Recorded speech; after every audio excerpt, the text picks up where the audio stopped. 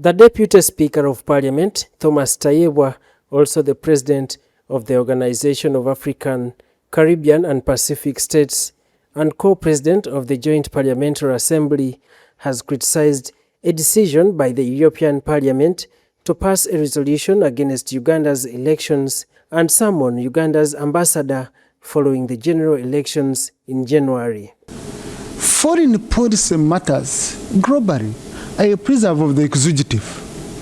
Parliamentary diplomacy should be complementing. Okay? So the EU should be doing oversight on how the Parliamentary Commission is doing its job. But for Parliament to summon my ambassador, can you imagine? They had an audacity to summon Uganda's ambassador. So the ambassador calling me, I'm being summoned in Brussels at the EU Parliament. I said, hell with them. You can't go. This is despite earlier positive assessments from EU observers who hailed the elections as free and fair. A similar situation happened in Tanzania, where its ambassador was summoned after the elections. Today it might be Uganda, it might be Tanzania, tomorrow it will be your country. And we must stand up and defend our integrity as Africans.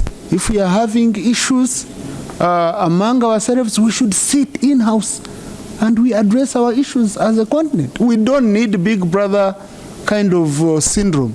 Tayebwa adds that no shortage of examples where the European Parliament has passed resolutions that hurt African countries.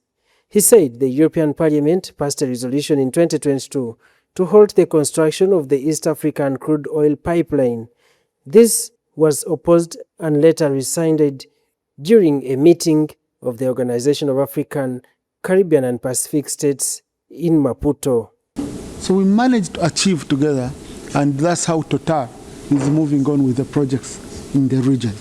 So we think that there should be consistency. You cannot have one European Union body speaking a different language from the other, and therefore we are calling upon our partners that we need to have proper dialogue, honest, but also trust among ourselves. So that particularly what is very important is how we develop as legislators the important aspects that govern our people, the independence, the sovereignty of our people.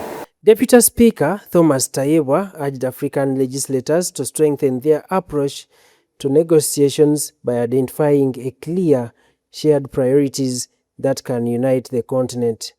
Also, I would like the Secretariat to get a time we do have a session on the Africa Continental Free Trade Area.